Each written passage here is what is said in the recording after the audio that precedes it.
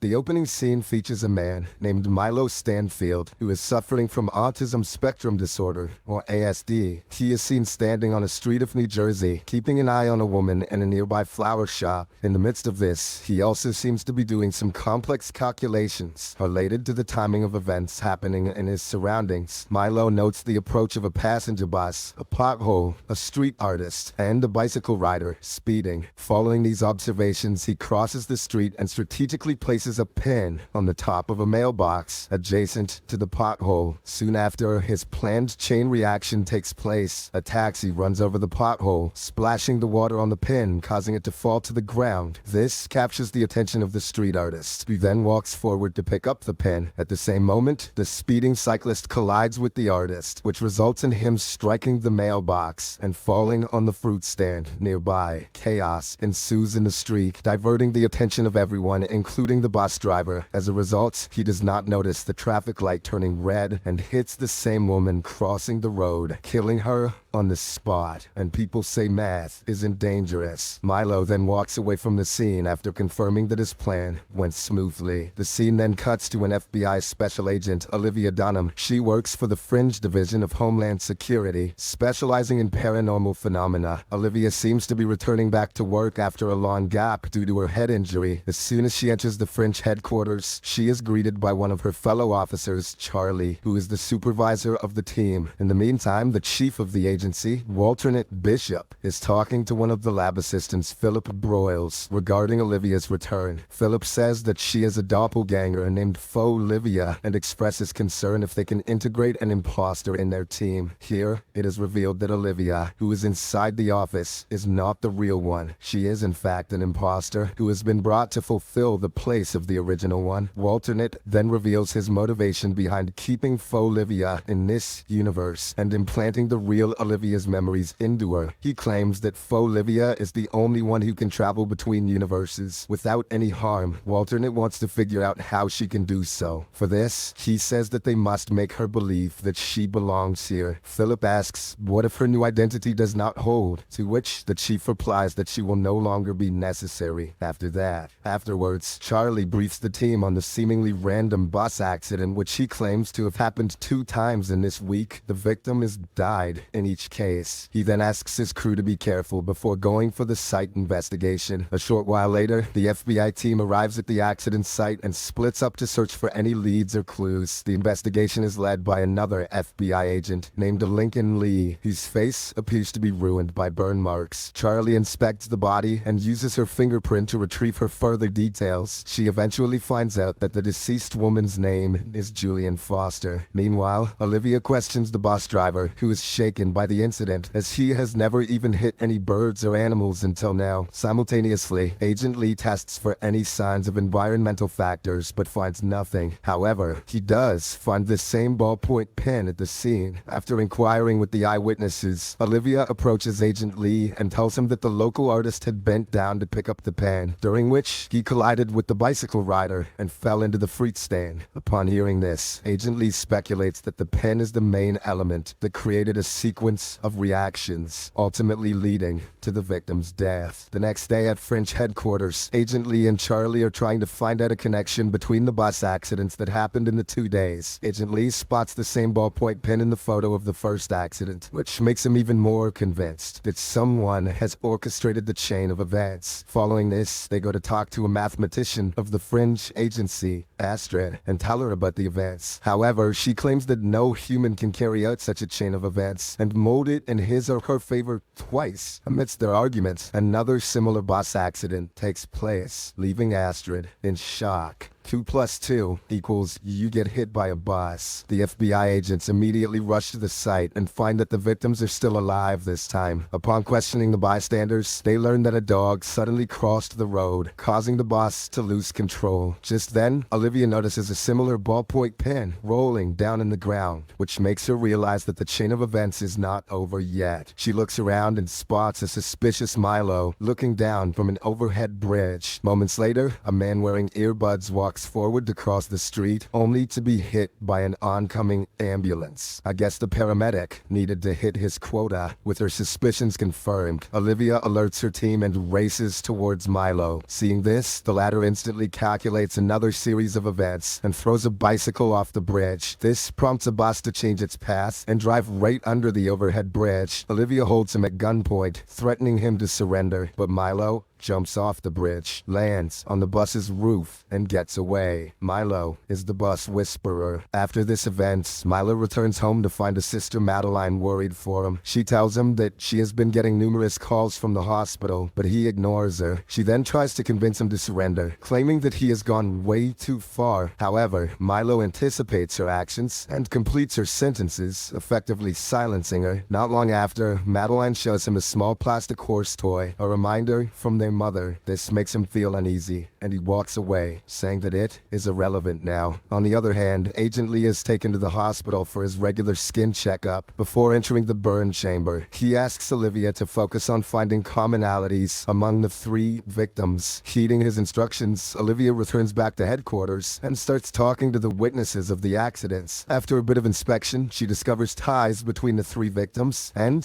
a medical center. All 3 of them were directly or indirectly related to this center. She shares her discovery with Charlie, and the two immediately head to this very medical center. Upon arriving there, Olivia notices that one set of patients are using the same ballpoint pens, as they are unable to cope with digital devices. iPads make them eye-mad. Later, they meet Dr. Levin, a chief doctor who recognizes all 3 victims of the bus accidents. After briefing them on some details about the victims, Dr. Levin explains that they have been helping mentally challenged patients with experimental processes to boost their intelligence. He also shows them video footage of their patients, in which Olivia spots Milo. Upon inquiring about him, Dr. Levin responds that he is one of their patients, who also went through the same drug trial that boosted his IQ exponentially. He goes on to say that Milo was released from the hospital under supervision of his sister, and that he was scheduled to return back in order to reverse the experimental process. But now, he is not responding to their calls, and he is killing everyone who is trying to take control of him. After learning about Milo's sister, the FBI agents decide to pay her a visit. Unbeknownst to them, Milo is keeping a close eye on Olivia, noting every single pattern of her movements and predicting her next move. Later on, Charlie and Olivia arrive at Milo's place, where they are greeted by Madeline. They ask her about Milo's whereabouts, but she claims to be unaware of them. Sensing that she is hiding something, the agents tell her about the crimes he has committed and how dangerous it is to let him roam free. While Charlie goes to investigate Milo's room, Olivia shares about her late sister, revealing how they used to care for one another. This comforts Madeline enough to share more details about her brother. She explains that Milo is able to predict the outcome of numerous events down to the smallest detail, and that she can break Milo's concentration only by showing him the toy horse. Whenever he sees Bullseye, he gets a Woody. Olivia eventually manages to persuade her to disclose anything she knows, emphasizing that they are concerned for civilians, as well as Milo's safety. Madeline then hands her a note revealing the location of the hotel that Milo is currently staying at. After this, Olivia and Charlie discuss plans with Astrid on how to capture Milo. However, they soon realize that any plan would be futile because he can predict their every move. As a result, they opt to approach the hotel directly without any backup. I don't know how that's going to help, but they know best. In the meantime, Milo is seen at his hotel room, looking down through the window and envisioning scenarios that are going to happen in the next few minutes. With his ability, he predicts that Olivia and Charlie will arrive soon and that they will chase him. He also calculates that he can kill Olivia by luring her through a marked zone of a construction site where the air is too thin and crushing her under a load of cement bricks. Just like he predicted, the 2 FBI agents arrive at the hotel and find Milo waiting for them in the street. He then runs towards the construction while the agents pursue him. Olivia, who is unaware of the warning signs for the thin air zone, races through it instead of stopping to put on a respirator. This actually makes Milo's calculation wrong. He didn't think she'd be that dumb. In addition, she also dodges a pile of cemented bricks which Milo assumed would crush her. The villain is shocked to witness his calculation going wrong and is ultimately caught by her. At this point in time, Olivia nearly asphyxiates herself due to the low level of oxygen, but thankfully, Charlie arrives in the nick of time and helps her with a breathing apparatus. In the aftermath of these events, Charlie asks Olivia about why she did not stop to put on a respirator, to which she responds that she did not recognize the warning sign. Later on, Olivia brings Madeline to the hospital, where Milo is seen interacting with a supercomputer. According to the doctor, the IQ-boosting drug has been in Milo's brain for too long, due to which they are unable to carry out the reversal process. Now, his mind has become so advanced that only machines can comprehend his thoughts. Saddened by this news, Madeline goes inside the room and leaves the toy horse in front of her brother. The same evening, Olivia is at her place when she experiences a vision of Peter, her boyfriend from another universe. He tells her that she does not belong to this universe. In order to back up his claim, he reminds how her lack of knowledge regarding this universe saved her life earlier. According to him, she would have died if she had recognized the warning signs and stopped there. Peter encourages her to try recalling all of her memories and also kisses her